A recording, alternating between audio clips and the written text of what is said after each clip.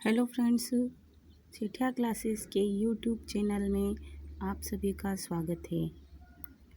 मित्रों, आज मैं आपके लिए लेकर आई हूँ एक और नई वीडियोस जिसके अंतर्गत हम पढ़ेंगे अयादी संधि पर। यह वीडियो शुरू करने से पहले आप मेरे इस चैनल को सब्सक्राइब करें और बेल आइकन को प्रेस करें ताकि जब भी कोई नई वीडियोस अपलोड हो तो इस बात की आपको जानकारी रहे। तो मित्रों, मैं यह अयादी संधि समझा रही हूँ। तो सबसे पहले मैं ये आपको बता देना चाहती हूँ कि अयादी संधि को कैसे पहचाना जाता है। बिना नियम पढ़े यदि आप अयादी संधि को पहचानना चाहते हैं तो मित्रों ध्यान रहे कि जब भी एक वर्ण के बाद में यदि य या व यदि आता है, यदि संधि की हुई है उसमें, तो आपको मिलेगा य अथवा व। तो समझ जाना या फिर कि यह अयादी संधि है। जैसे यहाँ दिया हुआ है शयनम, तो श के बाद में य है तो यह समझना कि यह अयादी संधि का ही उदाहरण है। जैसे है पवनम, तो यहाँ पे भी व है। नायकम, यहाँ पे भी यहाँ पे य है। तो आपको कोई भी उदाहरण देखोगे तो यही मिलेगा य अथवा व वर्ण।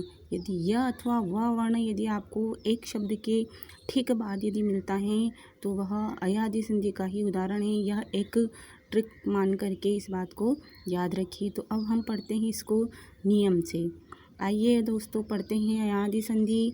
नियम है इसका कि यदि ए, ऐ, ओ और औ के बाद कोई असमान स्वर हो तो ए के स्थान पर ऐ के स्थान पर आय, औ के स्थान पर औ और औ के स्थान पर आव हो जाता है। मित्रों, नियम में कहा गया है कि यदि पदांत ए, ऐ हो, यानी पद के अंत में या तो पदांत यह कहलाता है, यह यहाँ पर ए, ऐ या फिर ओ, औ, ये चार स्वर वर्ण दिए गए हैं।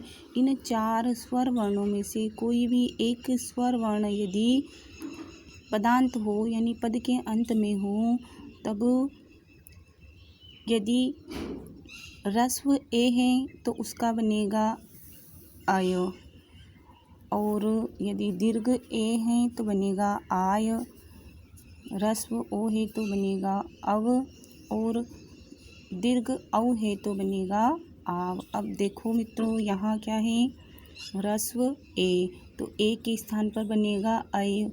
अब हमने यहाँ पे इसमें से ए निकाला, ए से बनाया ऐ।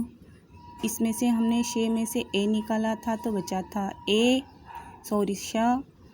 अब ये श प्लस ऐ बना, तो ये व्यंजन वर्ण है, अर्ध व्यंजन वर्ण है।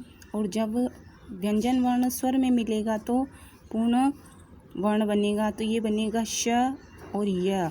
अब यहाँ तक ये य आधा है, तो जब ये य और अ से संधि होगी तो यह बनेगा शय, जैसा कि इसमें बताया गया है शय। यहाँ तक हम पहुँच गए हैं और बचा है अब नम, तो बनेगा शयनम।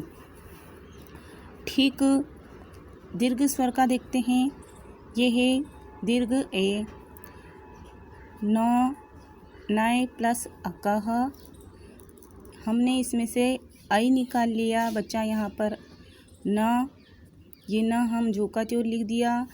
ऐ से बनेगा आय, हमने यहाँ आय बना लिया। न में आ मिलेगा तो ना बनेगा, और ये अर्ध व्यंजन है तो नाय।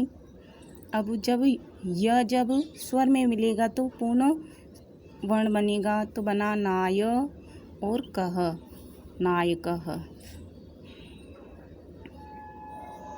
पो प्लस अनम। अब आया है यहाँ ह्रस्व ओ, और ह्रस्व ओ से बनेगा यहाँ पर अव। अब हमको ओ के स्थान पर अव बनाना है। ये बना है ये प, प में से हमने ओ निकाल लिया तो ये अर्ध व्यंजन बना प, और ये ओ से हमको बनाना है औ, हमने औ बना लिया।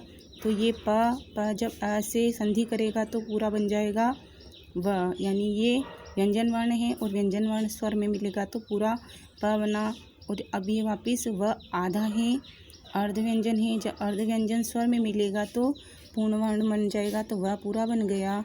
और अनम तो बनेगा पवनम, पवनम। पो प्लस अकह ये है दीर्घ औ, और दीर्घ औ का बनेगा आव, तो ये दीर्घ औ का बनाया आव। ये है प में आ मिलेगा तो पा, ये व्यंजन है, और व्यंजन जब स्वर में मिलेगा तो बनेगा अब, तो बनेगा पावकह, पावकह। तो मित्रों हम पुनः एक बार और इसकी उदाहरण को रिवीजन करते हैं। शय प्लस अनम बराबर शयनम, नय प्लस अकह बराबर नायकः, पौ प्लस अनम पवनम, और पौ प्लस अकह पावकः। तो मित्रों आज हमने अयादी संधि को पढ़ा। यदि आपको यह वीडियो पसंद आई हो तो लाइक करें और प्लीज़ अपने मित्रों में शेयर करें।